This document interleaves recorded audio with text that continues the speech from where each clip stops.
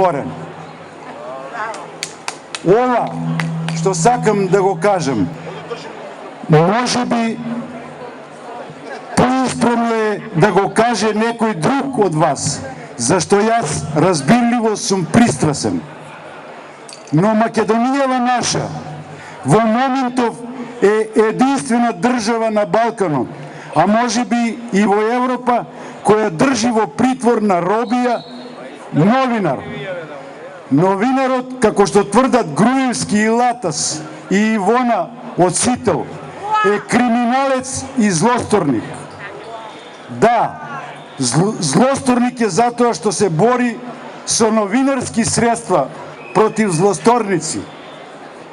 Притворениот новинар е злосторник затоа што со години труби дека царот е гол, додека рајата се восхитува на виртуелното руво на царот.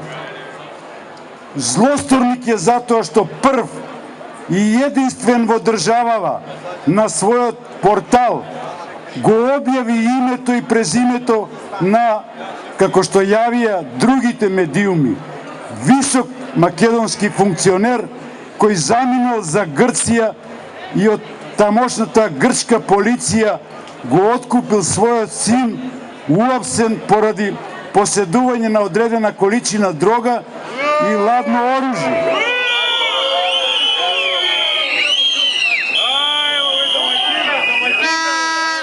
Името на високиот македонски функционер е Трајко Велјановски,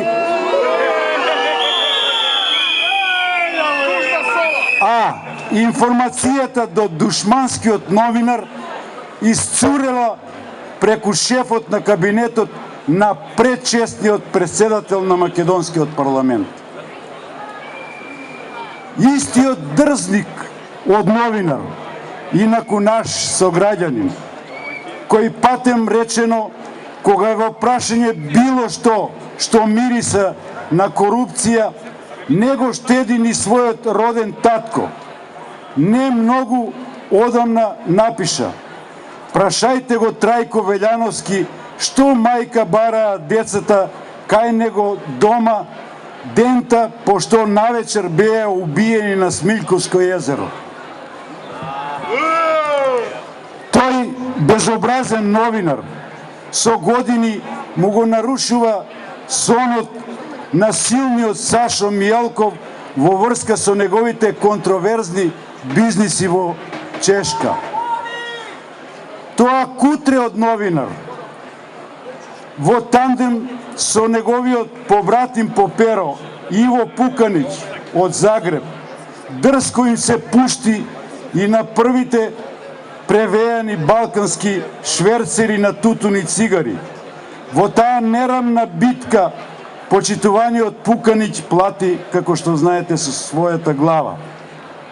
И да не должам, оваа наша кумановска алапача од новинар е виновен затоа што со своите писанија ни ги нарушува сонот и совеста со тоа што упорно не вознемирува со информации за тоа со каква власт си имаме работа.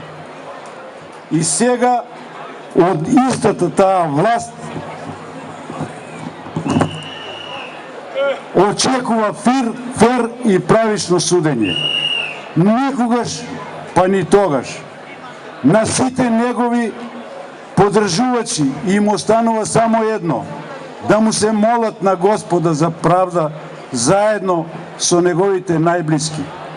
Ќе има правда, ќе има мир.